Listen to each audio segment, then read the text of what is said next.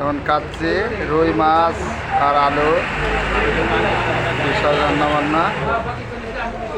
রান্নাবান্না এখন চলবে, খাওয়া চলবে, ব্যাচেলার মানুষ আমরা। রুই মাছ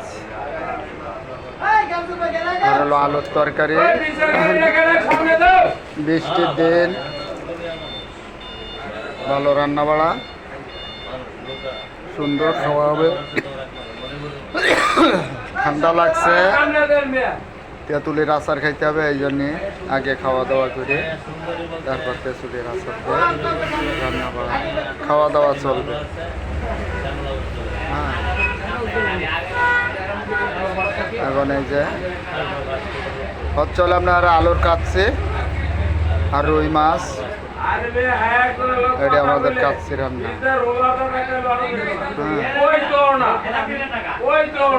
সুন্দর রান্না। মধু এডি, রসমালাই, বসন্তর কোকি,